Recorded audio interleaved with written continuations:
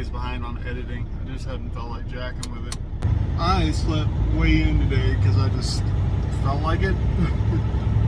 That load was done at like 8 o'clock this evening. It is 2 o'clock in the morning. I had a rough couple of days with sleep.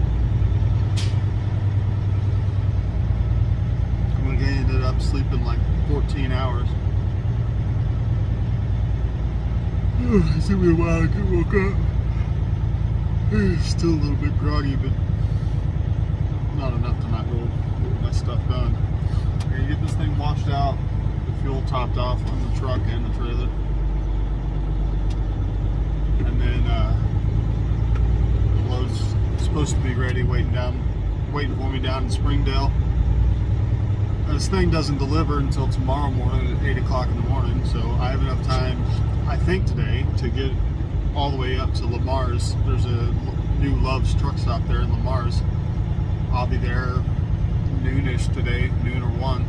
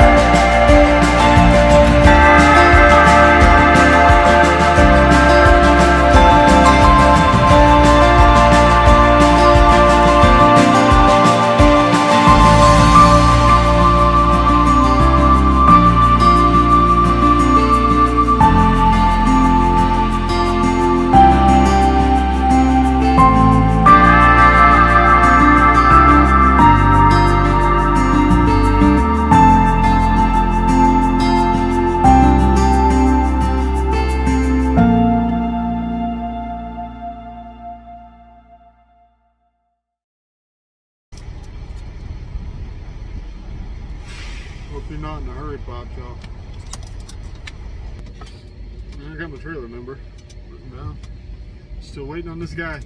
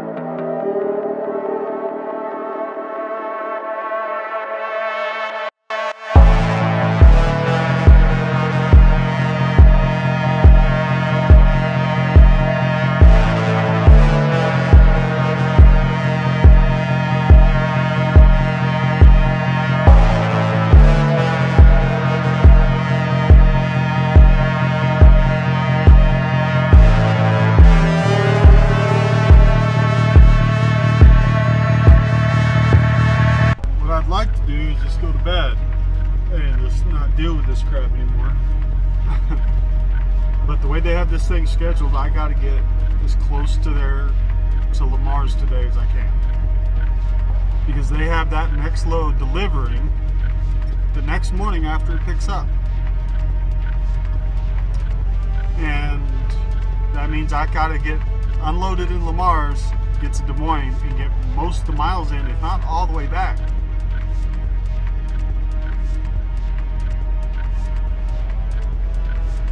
But I'm gonna take my half-hour break here, and hopefully that'll let that traffic jam clear up a little bit. And I'm gonna try to look for a way around it, because there's like a half-hour or 45-minute traffic jam, and I don't want to sit in that shit all day. So I think I found a way to bypass most of that traffic jam. And I really don't want to sit here for another half hour, so I'm gonna try to do it. I've got almost 3 hours left before I have to take a break. There's plenty of places once I get on the other side of Kansas City. So that's what I'm gonna do. And then I can make some plans on what I'm doing the rest of my day.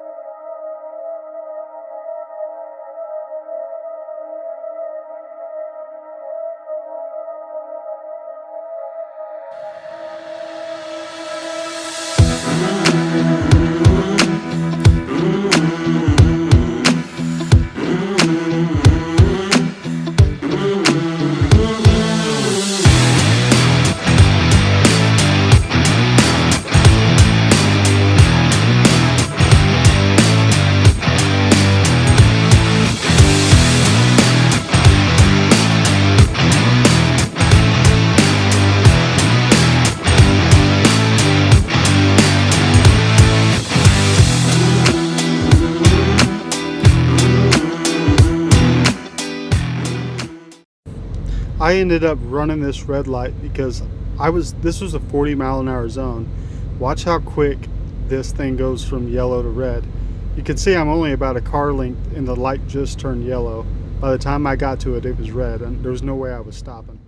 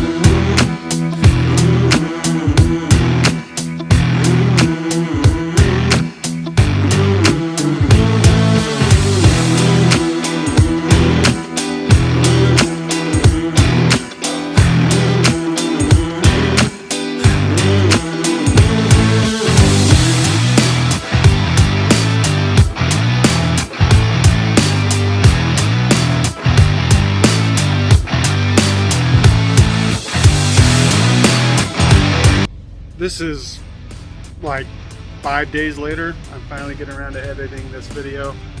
I didn't address the camera there. I shut down there.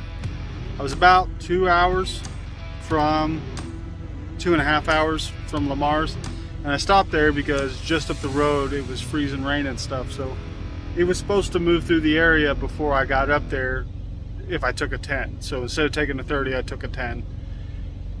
Ended up not sleeping very well, kind of slipping a little bit, which is okay because it gave the road crews a little bit of time to clean up the mess, but you'll see that here. And I ended up catching up to the snowstorm anyway, so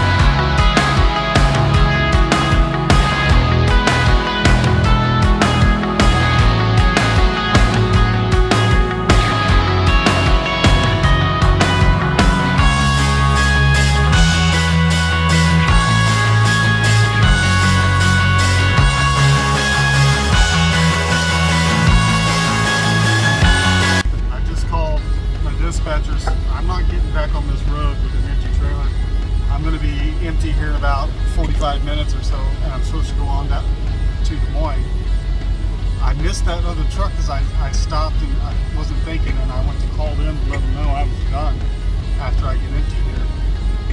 So I kind of missed recording it, but you can see the roads here. I don't know if you can tell how hard that wind is blowing. It's got me shut down. This is a 65 mile an hour zone. It's got me shut down to about 35. And I've got a heavy trailer, and I can still feel that wind blowing me around a little bit.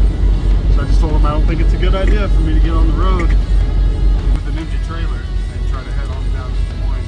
So I just, when I get empty, I'm just going to shut down.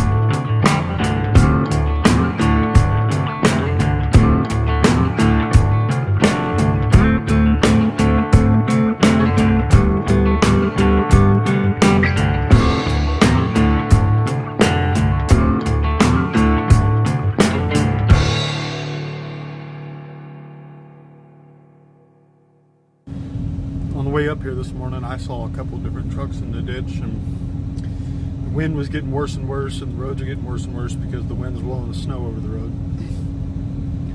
And I was loaded on the way up here, and twice, going 35 mile an hour, I was having trouble keeping my truck in the lane because the wind was blowing so hard on snow-covered roads. So I called my dispatch and told them that I just didn't think it was a good idea to get back on the road with an empty trailer in these same conditions. And they didn't argue with me or anything, but I was arguing with myself the whole time I was getting unloaded, because this is going to affect what day I get home this weekend. And I'm fighting with myself the whole time, trying to decide what to do.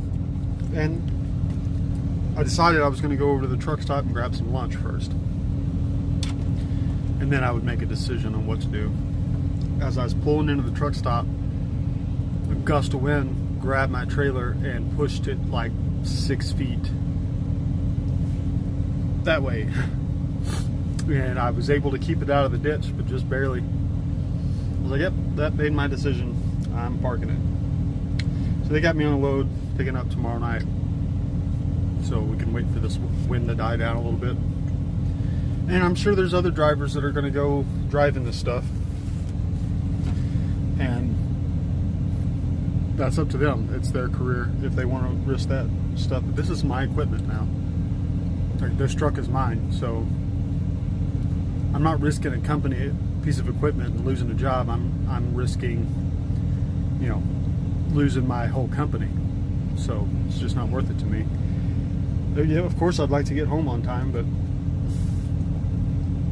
I'd also like to make it home, you know. Sometimes that's a decision truck drivers have to make. And I know there's a bunch of truck drivers that would call me a, you know, wuss or whatever, but I mean, I was going 15 miles an hour and that wind grabbed my trailer and pushed it over to the right 6 feet. Almost pushed it off the edge of the ditch. Thankfully, there was nobody in the oncoming traffic lane, so I was able to kind of steer to the left and drag it up out of the ditch before it went off in it. But yeah, I'm stuck here now for the next day. It's like -1 degrees here too today, so I'm staying in the truck. Me and the boy are just gonna sit here and stay warm. Huh, buddy? You stay warm with me? Keep me company? All right then.